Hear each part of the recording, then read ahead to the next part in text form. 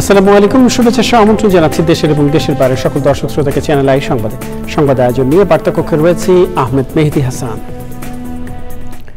সংবাদের শুরুতেই চলুন জেনে নেওয়া যাক ফ্রেশ আটা ময়দা সুজি সংবাদ শিরোনাম। আইন শৃঙ্খলা পরিস্থিতি নিয়ন্ত্রণে সারা দেশে চিরুনি অভিযান শীঘ্রই, রাজনৈতিক পরিচয় অপরাধে ছাড় নেই বলে স্বরাষ্ট্র উপদেষ্টার মন্তব্য। নিরাপত্তা জোরদারের দাবিতে সলিমুল্লাহ মেডিকেল কলেজ শিক্ষার্থীদের শাটডাউন কর্মসূচি, সন্ত্রাস চাঁদাবাজির বিরুদ্ধে ঢাকা কলেজ শিক্ষার্থীদের বিক্ষোভ। নির্বাচনের আগে ইসি পুনর্গঠন এবং আওয়ামী লীগের প্রতীক নৌকা স্থগিত চায় এনসিপি, প্রধান নির্বাচন কমিশনারের সঙ্গে বৈঠক। এবং সবুজে সাজাই বাংলাদেশ স্লোগানে পিরোজপুরে প্রকৃতি ও জীবন ক্লাবের বৃক্ষরোপণ, প্রাণ প্রকৃতিকে সজীব রাখতে গুরুত্বপূর্ণ ভূমিকা রাখবে প্রত্যাশা।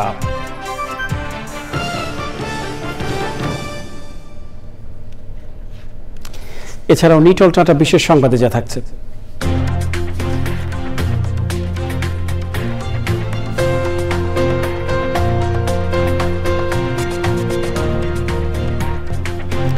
যুক্তরাষ্ট্রের কলোরাডোয় নতুন প্রজাতির ডাইনোসরের জীবাশ্মের সন্ধান পাওয়ার খবর।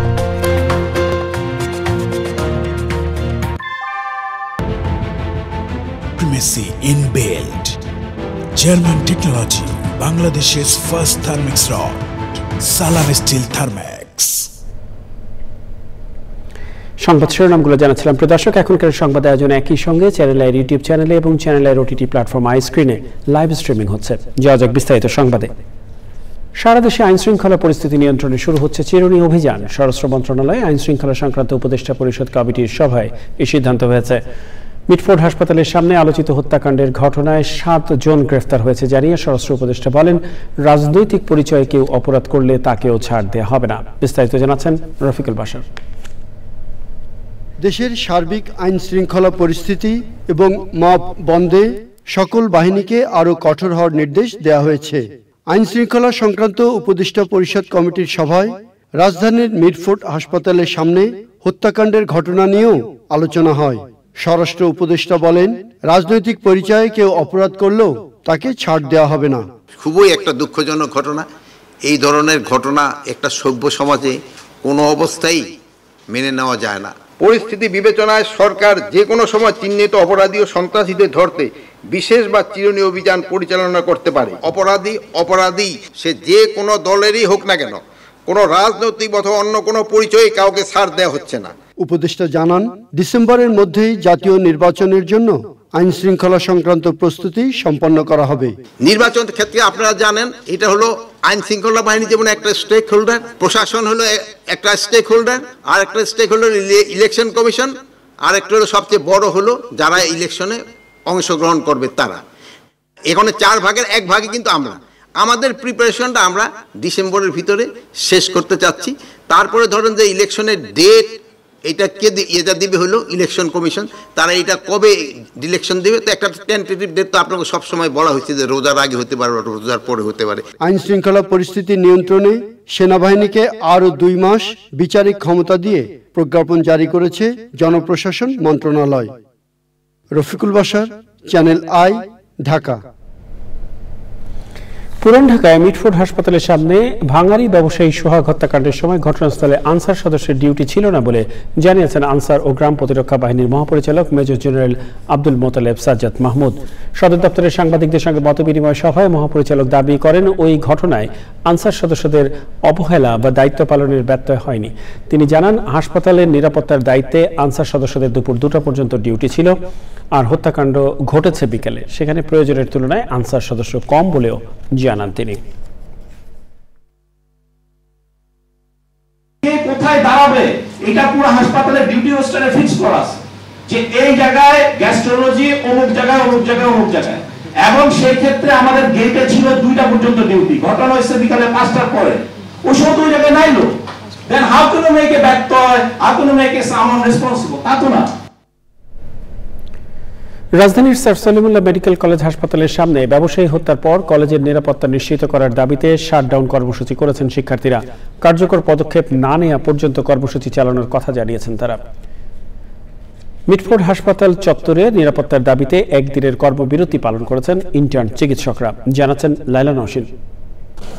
9 জুলাই স্যার সলিমুল্লাহ মেডিকেল কলেজ হাসপাতালের 3 নম্বর ফটকের ভিতরে প্রকাশ্যে স্থানীয় ব্যবসায়ী লাল চাঁদ ওরফে সোহাগকে হত্যার পর থেকে ঘটনাস্থলে উৎসুক মানুষের ভিড়।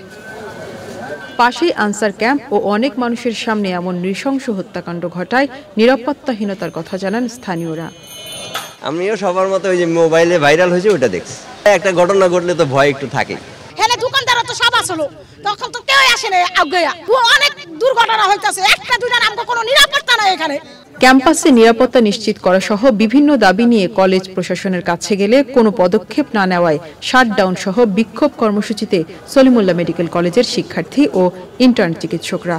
আনসারের সামনে হত্যাকাণ্ড হয়েছে, এমন আনসার আমাদের দরকার নেই। একটি আনসার মোতায়েন করতে হবে। 2 নাম্বার বহিরাগতদের প্রবেশ সীমিত করতে হবে।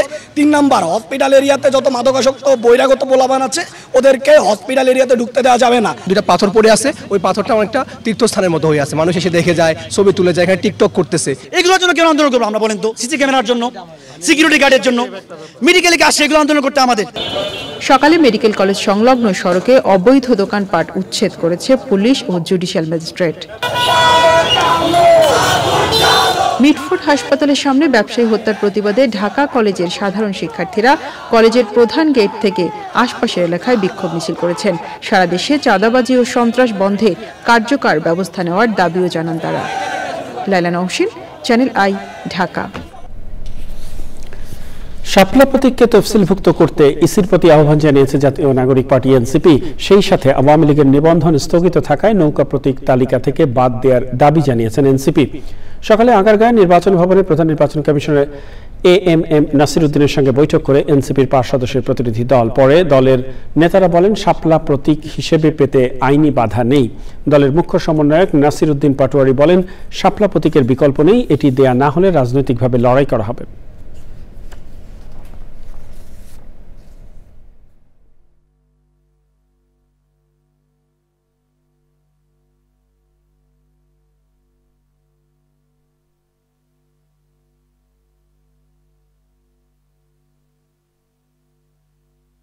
নৌকার ব্যাপারে আপত্তি জানিয়েছি এবং বলেছি যে নৌকাকেও এই লিস্টের ভিতরে রাখা যাবে না, তালিকার ভিতরে রাখা যাবে না। আইনগত এটার কোনো বাধা শাপলাকে নির্বাচনী প্রতীক হিসাবে রাখার ক্ষেত্রে নাই। সেক্ষেত্রে আমরা নতুন একটি দরখাস্ত আজকে নির্বাচন কমিশনে জমা দিয়েছি। শাপলার কোনো বিকল্প অপশন নাই, কারণ লিগ্যাল ওয়েতে আমরা দেখেছি আইনগতভাবে শাপলা পেতে আমাদের কোনো বাধা নেই। যদি বাধা দেওয়া হয় সেটা আমরা রাজনৈতিকভাবে লড়াই করব। জুলাই গণ অভ্যুত্থানের প্রথম শহীদ রংপুরের আবু সাইদ হত্যা মামলার আসামি রফিউল হাসান রাসেল এবং আনোয়ার পারভেজকে 22 জুলাই হাজির করার নির্দেশ দিয়েছেন ট্রাইব্যুনাল। ওই আসামিরা অন্য মামলায় কারাগারে আছেন জানিয়ে প্রসিকিউশন তাদের হাজির করার নির্দেশনা চাইলে ওই আদেশ দেন আদালত। পত্রিকায় বিজ্ঞপ্তি প্রকাশের পর বাকি 24 আসামির হাজির হওয়ার আদেশও বহাল রাখা হয়। এই মামলায় 4 আসামিকে ট্রাইব্যুনালে হাজির করা হয়েছিল। জুলাই গণ অভ্যুত্থানের সময় ঢাকার অদূরে আশুলিয়ায় 6 আন্দোলনকারীকে হত্যার পর পোড়ানোর ঘটনায় হওয়া মানবতা বিরোধী অপরাধের মামলায় গ্রেফতার পুলিশ কর্মকর্তা আব্দুল্লাহ হিল কাফি এবং শাহিদুল ইসলাম সহ 7 জনকে ট্রাইব্যুনালে হাজির করা হয়। প্রসিকিউশন সময় চেয়ে আবেদন করলে তা মঞ্জুর করে 16 জুলাই শুনানির দিন ঠিক করেন আদালত।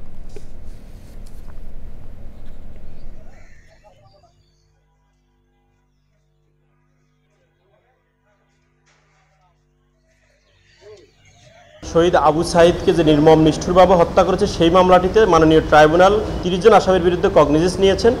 সেখানে কারাগারে আটক ছিলেন 4 জন, 2 জন আসামি অন্য মামলায় আটক রয়েছেন।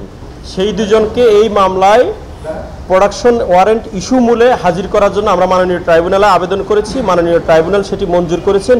8 জন আসামি কাস্টডিতে আছে, আর 5 জন আসামির ওয়ারেন্ট এক্সিকিউশন রিপোর্ট এখনও ট্রাইব্যুনালে আসেনি, এসে পৌঁছায়নি। সেজন্য আমরা মাননীয় ট্রাইব্যুনালের কাছে সময় চেয়েছি। মাননীয় ট্রাইব্যুনাল এটি 16 জুলাই ধার্য করেছেন এবং 16 জুলাই এই ওয়ারেন্টের উপরে এক্সিকিউশন রিপোর্টটি এসে পৌঁছালে পত্রিকা বিজ্ঞপ্তির জন্য দিন রাখবেন মাননীয় ট্রাইব্যুনাল। জাতীয় নাগরিক পার্টির আহ্বায়ক নাহিদ ইসলাম বলেছেন, সংস্কার, বিচার ও নতুন সংবিধানের মাধ্যমে দেশ পুনর্গঠন করবে এনসিপি। জুলাই পদযাত্রায় 13তম দিনে পিরোজপুর শহরের কেন্দ্রীয় শহীদ মিনারে পথসভায় তিনি আরও বলেন, দেশকে নতুন করে গড়ে তোলার আহ্বানে সবাই সাড়া দেয়নি। কেউ কেউ শুধু ক্ষমতা চাইছে, আবার কেউ কেউ শুধু দ্রুত নির্বাচন চাইছে। নাহিদ ইসলাম আরও বলেন, ভয় দেখিয়ে কিংবা পেশি শক্তি ও প্রশাসনকে ব্যবহার করে চাঁদাবাজ ও লুটতরাজদের রাষ্ট্র হতে দেবে না এনসিপি। পিরোজপুরের পদযাত্রা শেষে ঝালকাঠি জেলা শহরে বিভিন্ন স্থানে পদযাত্রা ও পথসভা করে এনসিপি।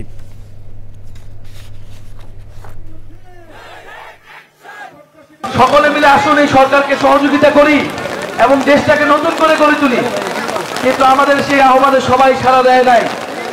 কেউ কেউ শুধু ক্ষমতা চাইছে, শুধু দ্রুত নির্বাচন চাইছে। সংস্কার তাদের কাছে গুরুত্বপূর্ণ মনে হয় নাই।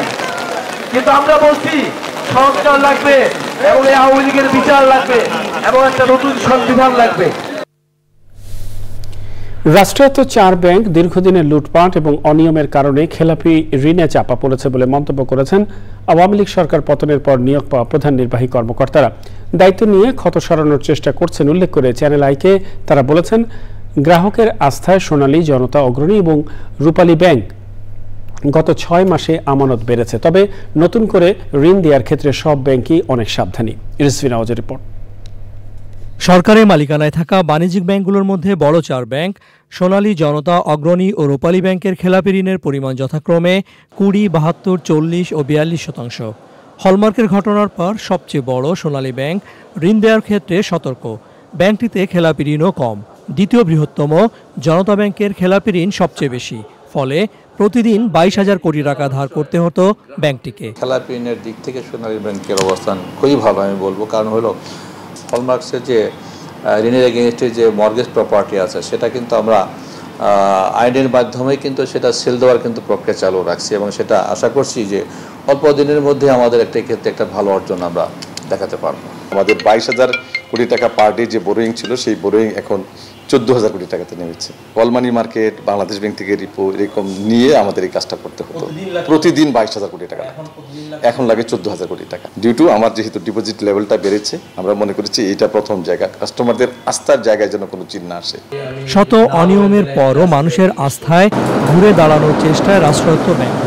আমানত 78,000 কোটি টাকার মাইলফলক স্পর্শ করেছি, যেটা 2024-এর ডিসেম্বরে 67,000 কোটি টাকা ছিল, সেখান থেকে আমরা 11,000 কোটি টাকা বৃদ্ধি করতে পেরেছি।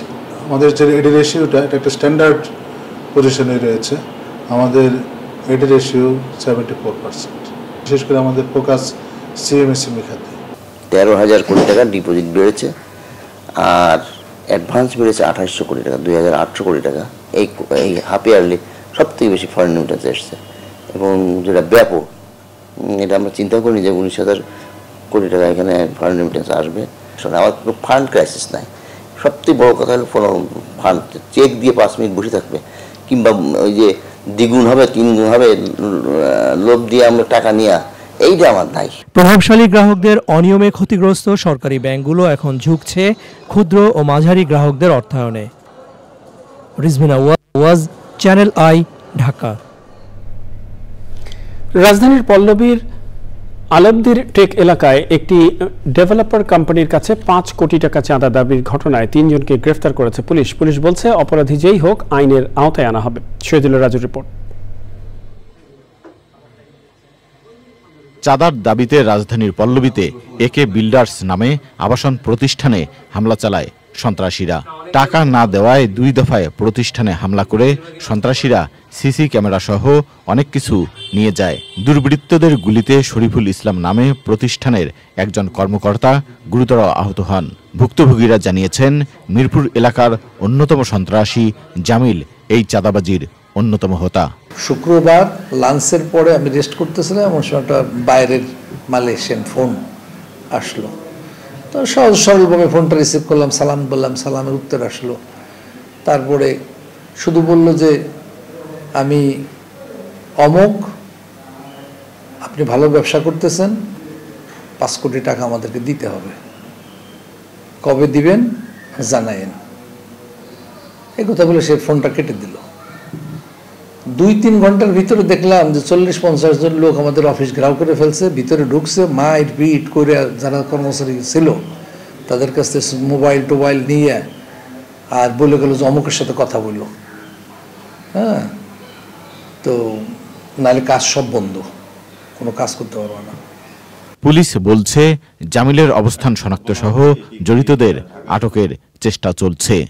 গত শুক্রবারে যেটা হয় সেটা হচ্ছে 5 কোটি টাকা চাঁদার দাবিতে বেশ কিছু সন্ত্রাসী ওনাদের ব্যবসা প্রতিষ্ঠানে যান এবং ব্যবসা প্রতিষ্ঠানে গিয়ে মারধর করেন এবং এক পর্যায়ে গুলির ঘটনা ঘটে। এই ঘটনার পরে আমরা গত রাতে অভিযান চালিয়ে 3 জন সন্ত্রাসীকে আটক করি। এলাকায় নিরাপত্তা জোরদারের কথা জানিয়েছে police. Shahidullah Raju, channel I, Dhaka. সবুজে সাজাই বাংলাদেশ স্লোগানে পিরোজপুরে বৃক্ষরোপণ ও চারা বিতরণ করেছে প্রকৃতি ও জীবন ক্লাব। পরিবেশের ভারসাম্য রক্ষা, বিশুদ্ধ বায়ু এবং বাস্তু সংস্থানের মাধ্যমে প্রাণ প্রকৃতিকে সজীব রাখতে এই কার্যক্রম গুরুত্বপূর্ণ ভূমিকা রাখবে বলে মনে করেন বিশিষ্টজনেরা। ফশিউল ইসলাম বাচ্চুর তথ্য ও ভিডিও চিত্রে আফরোজা হাসির রিপোর্ট। জলবায়ুর নেতিবাচক প্রভাব মোকাবেলা ও বৈশ্বিক তাপমাত্রা সহনীয় রাখতে দেশজুড়ে সবুজ বেষ্টনী গড়ে তোলার অংশ হিসেবে পিরোজপুরে বৃক্ষরোপণ ও চারা বিতরণ করেছে প্রকৃতি ও জীবন ক্লাব। সবুজে সাজাই বাংলাদেশ এই প্রতিপাদ্যে পিরোজপুর জেলায় বৃক্ষরোপণ কর্মসূচি পালন করেছে প্রকৃতি জীবন ক্লাব। পিরোজপুর উপকূলীয় অঞ্চল, সুতরাং এখানে আমাদের বৃক্ষরোপণ কর্মসূচি কিন্তু খুব জোরে সোরে করা উচিত। এই কারণে যে ঝড় জলোচ্ছ্বাস এর থেকে যদি পরিত্রাণ পেতে চায় পিরোজপুর, তাহলে কিন্তু বৃক্ষরোপণ কঠিনভাবে এগিয়ে নিয়ে যেতে হবে এই কর্মসূচিকে। একটি পূর্ণবয়স্ক গাছ সারা বছর 10 জন মানুষকে অক্সিজেন দেয়। সুতরাং আসুন আমরা এই বর্ষায় আমরা বৃক্ষরোপণ কর্মসূচিকে জোরে সোরে এগিয়ে নিয়ে যাই এবং সারা বাংলাদেশটাকে সবুজে ছেয়ে ফেলি। কর্মসূচিতে সদর উপজেলার হুলারহাট মাধ্যমিক বিদ্যালয়ের শিক্ষার্থীদের ফলদ, বনজ ও ঔষধি গাছের চারা উপহার দেওয়া হয়।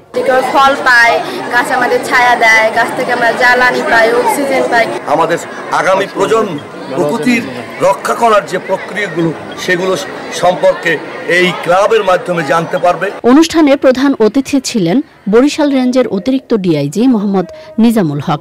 সবুজায়ন কর্মসূচিকে সাধুবাদ জানান বিশিষ্টজনরা। বৃক্ষরোপণ কর্মসূচির মাধ্যমে বিভিন্ন স্কুলে এই যে কচি ছেলে মেয়েদের অন্তরে যে গেঁথে দেওয়া হচ্ছে যে প্রকৃতি এবং জীবন যে একই বন্ধনে আবদ্ধ এবং প্রকৃতি ছাড়া যে জীবন চলবে না, এই বিষয়গুলো যে তাদেরকে এত সুন্দর করে তুলে ধরা হচ্ছে, নিঃসন্দেহে এটা সাধুবাদযোগ্য। এই বৃক্ষ যে ইকোসিস্টেম এবং প্রকৃতির যে ডাইভার্সিটি, এই ডাইভার্সিটি এবং ইকোসিস্টেম রক্ষার জন্য ব্যাপক ভূমিকা পালন করে। এই গাছ লাগানোর যে আয়োজন, এই আয়োজন মহাসমারোহে সারা জেলায় ব্যাপৃতি লাভ করুক এবং আরো সুন্দরভাবে এর কার্যক্রম ছড়িয়ে পড়ুক। নতুন প্রজন্মের জন্য বাসযোগ্য পৃথিবী গড়তে প্রকৃতি ও জীবন ক্লাবের বৃক্ষরোপণ কর্মসূচি অব্যাহত থাকবে বলে প্রত্যাশা পরিবেশ প্রেমীদের। আফরোজা হাসি, প্রকৃতি ও জীবন ডেস্ক, চ্যানেল আই। এ পর্যায়ে বাংলাদেশ শ্রীলঙ্কা টি-20 সিরিজ প্রসঙ্গ।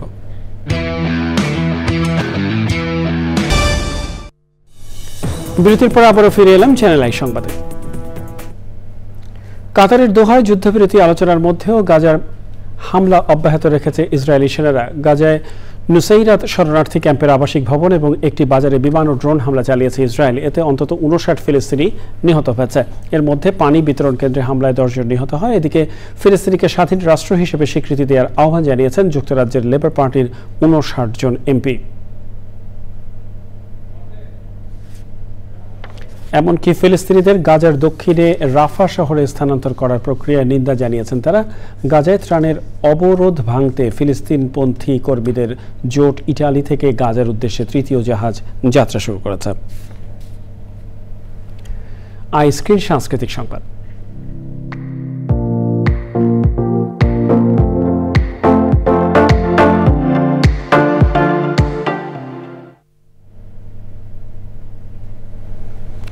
ঢাকা বিশ্ববিদ্যালয়ের সাংস্কৃতিক সংসদের আয়োজনে আষাঢ় পার্বণ 1432 উদযাপন করা হয়েছে টিএসসি মিলনায়তনে। অনুষ্ঠানে প্রধান অতিথি ছিলেন শিক্ষা উপদেষ্টা অধ্যাপক ডক্টর চৌধুরী রফিকুল আবরার।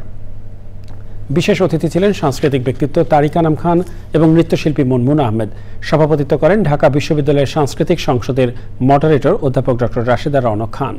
অনুষ্ঠানে বর্ষার গান, নাচ, আবৃত্তি ও নাট্যাংশ পরিবেশন করা হয়।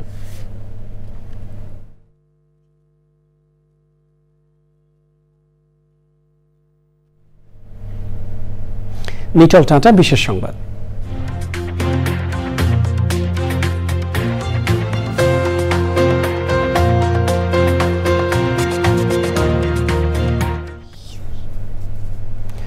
যুক্তরাষ্ট্রের কলোরাডোয় এনিগমা কার্সর নামে ছোট্ট তৃণভোজী ডাইনোসরের জীবাশ্মের সন্ধান পাওয়া গেছে। এটি প্রায় 15 কোটি বছর আগে জুরাসিক যুগের শেষের দিকে স্টেগোসারাস এবং ডিপ্লোডোকাসের মতো বিশাল প্রাণীদের সঙ্গে বসবাস করত। এর উচ্চতা 64 সেন্টিমিটার এবং প্রস্থ 180 সেন্টিমিটার। লন্ডনের প্রাকৃতিক ইতিহাসে জাদুঘরের জীবাশ্মবিদ প্রফেসর পল ব্যারেটের গবেষণায় এই আবিষ্কারের বিশেষ ভূমিকা রেখেছে। গবেষকরা কঙ্কাল পরীক্ষা করে বুঝতে পারেন এই ডাইনোসরটি সম্পূর্ণ নতুন একটি প্রজাতি। কিছুদিন আগে রয়্যাল সোসাইটি ওপেন সায়েন্স জার্নালে এই নতুন প্রজাতি সম্পর্কে গবেষণা প্রতিবেদন প্রকাশিত হয়।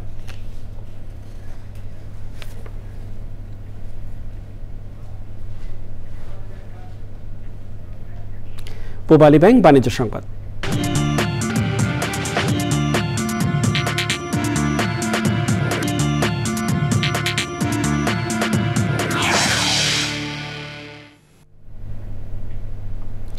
Advance workshop on Islamic banking কর্মশালা করেছে পূবালী ব্যাংক। ব্যাংকের ইসলামিক ব্যাংকিং উইং আয়োজিত কর্মশালা উদ্বোধন করেন ব্যবস্থাপনা পরিচালক ও সিইও মোহাম্মদ আলী।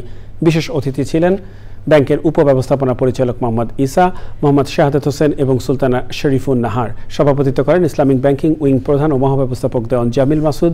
ব্যাংকের প্রধান কার্যালয়ে অডিটোরিয়ামে কর্মশালায় ব্যাংকের সিনিয়র নির্বাহী ও ইসলামিক ব্যাংকিং কর্মকর্তারা অংশ নেন। প্রিয় দর্শক, সময় হলো আবারও কিছুক্ষণে বিরতি নেবার। আমন্ত্রণ আরও একবার চ্যানেল আই সংবাদে। জরুরি অবস্থা জারির ক্ষেত্রে সংবিধানের সংশ্লিষ্ট অনুচ্ছেদ সংশোধনে একমত হয়েছে রাজনৈতিক দলগুলো। জাতীয় ঐকমত্য কমিশনের সাথে রাজনৈতিক দলগুলোর ধারাবাহিক আলোচনায় 12তম দিনে দুটি বিষয় ঐকমত্যে আসে রাজনৈতিক দলগুলো। একইভাবে প্রধান বিচারপতি নিয়োগের ক্ষেত্রে দলগুলো আপিল বিভাগের জ্যেষ্ঠতম 2 জনের একজনকে বেছে নেওয়ার ক্ষেত্রেও একমত দলগুলো। এক্ষেত্রে রাজনৈতিক দলগুলোর ইস্তেহারে সেই বিষয়টি উল্লেখ থাকতে হবে। সকালে আলোচনার শুরুতে কমিশনের সহ সভাপতি ডক্টর আলী রিয়াজ জানান, 31শে জুলাইয়ের মধ্যে জাতীয় সনদ তৈরির প্রত্যাশা করছে কমিশন। আমাদের কিছু মৌলিক বিষয়ে ঐক্যমত্য প্রতিষ্ঠার মধ্য দিয়ে দ্রুততার সঙ্গে একটি জাতীয় সনদে উপনীত হতে হবে। সেটার লক্ষ্য আমাদের 30শে জুলাইয়ের মধ্যে যে কোনো প্রক্রিয়ায় বড়জোর আমরা 31 তারিখ পর্যন্ত যেতে পারি। আমরা চেষ্টা করছি জুলাই মাসের মধ্যে যেভাবেই হোক এই জায়গায় একটা যৌক্তিক জায়গায় আসা এবং জুলাই আগস্টের আন্দোলনের শহীদদের প্রতি এটা হবে আমাদের যে দায়িত্ব আছে সে দায়িত্ব পালনের একটি পদক্ষেপ। দুর্যোগ ব্যবস্থাপনা ও ত্রাণ মন্ত্রণালয়ের উপদেষ্টা ফারুকী আজম বলেছেন, ফেনীতে বন্যা নিয়ন্ত্রণে শক্তিশালী বাঁধ নির্মাণ প্রয়োজন। ফেনীর ফুলগাজী উপজেলার মুন্সিরহাট আলী আজম উচ্চ বিদ্যালয় ও কলেজ আশ্রয় কেন্দ্রে পরিদর্শন করেন তিনি। সে সময় ছিলেন দুর্যোগ ব্যবস্থাপনা ও ত্রাণ সচিব মোহাম্মদ মুস্তাফিজুর রহমান, ফেনী জেলা প্রশাসক সাইফুল ইসলাম, পুলিশ সুপার হাবিবুর রহমান, ফুলগাজী উপজেলা নির্বাহী কর্মকর্তা ফাহরিয়া ইসলাম এবং অন্যরা।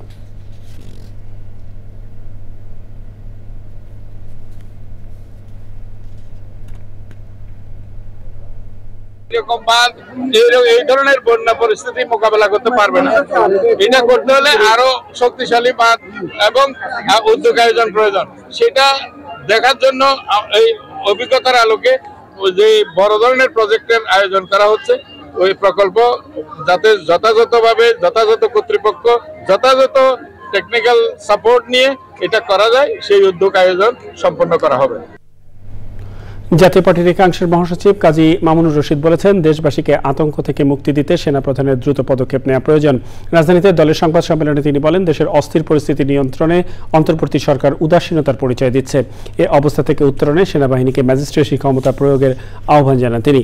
অন্তর্বর্তী সরকার ভেঙে তত্ত্বাবধায়ক সরকারের কাছে ক্ষমতা হস্তান্তরের দাবি জানিয়ে কাজী মামুনুর রশিদ বলেন, ডিসেম্বরের মধ্যেই জাতীয় নির্বাচন হতে হবে। দেশপ্রেমিক সেনাবাহিনীর প্রধান জেনারেল ওয়াকরুজ্জামান সাহেবের প্রতি আহ্বান, দেশ ও জাতির স্বার্থে আপনি এক্ষুনি প্রয়োজনীয় পদক্ষেপ গ্রহণ করার অনুরোধ জানাচ্ছি। দেশ এবং জাতির স্বার্থে আপনি আর বিলম্ব করবেন না। আর দেশবাসী চরম এই আতঙ্কগ্রস্ত অবস্থা থেকে আপনি ছাড়া আর কেউ উদ্ধার করতে পারবে না। প্রিয় দর্শক, সংবাদের শেষ প্রান্তে আমরা চলুন আরও একবার জেনে নেওয়া যাক যা ছিল এখনকার ফ্রেশ আটা ময়দা সুজি সংবাদ শিরোনামে। আইন শৃঙ্খলা পরিস্থিতি নিয়ন্ত্রণে সারা দেশে চিরুনি অভিযান শীঘ্রই, রাজনৈতিক পরিচয় অপরাধে ছাড় নেই বলে স্বরাষ্ট্র উপদেষ্টার মন্তব্য। নিরাপত্তা জোরদারের দাবিতে সলিমুল্লাহ মেডিকেল কলেজ শিক্ষার্থীদের শাটডাউন কর্মসূচি, সন্ত্রাস চাঁদাবাজির বিরুদ্ধে ঢাকা কলেজ শিক্ষার্থীদের বিক্ষোভ। নির্বাচনের আগে ইসি পুনর্গঠন এবং আওয়ামী লীগের প্রতীক নৌকা স্থগিত চায় এনসিপি, প্রধান নির্বাচন কমিশনের সঙ্গে বৈঠক। এবং সবুজে সাজায় বাংলাদেশ স্লোগানে পিরোজপুরের প্রকৃতি ও জীবন ক্লাবের বৃক্ষরোপণ, প্রাণ প্রকৃতিকে সজীব রাখতে গুরুত্বপূর্ণ ভূমিকা রাখবে প্রত্যাশা।